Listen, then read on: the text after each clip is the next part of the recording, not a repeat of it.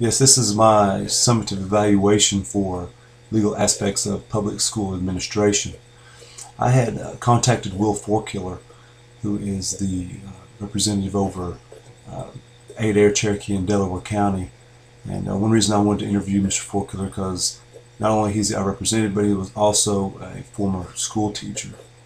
And one of the first things I asked Mr. Forkiller was some of the hot topics that are going on right now. One of them was the funding and Common Core standards, what he thought about funding and Common Core standards.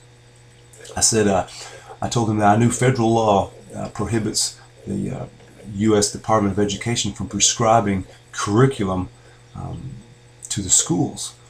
I said, but it was funny how they evaded this by coming up with the Race to the Top, which was over a $4 billion funding project, which if the schools wanted a piece of, that they must adopt this Common Core curriculum.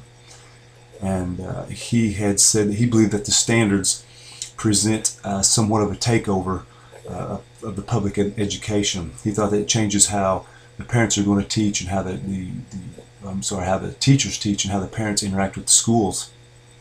And he thought it really narrows the studies and also introduces a lot of new standardized testings for the schools that we don't test enough, obviously.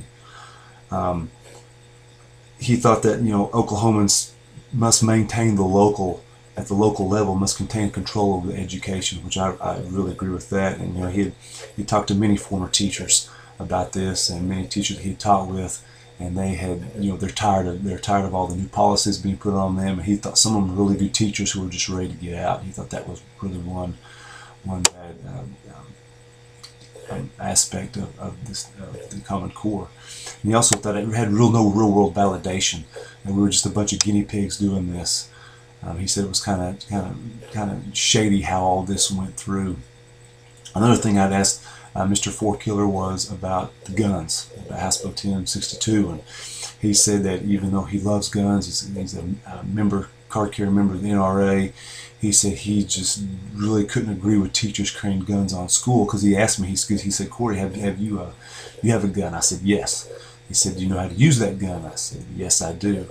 He said, do you feel comfortable using it? Of course, yes, I feel comfortable using it. But then he said, have you ever been shot at?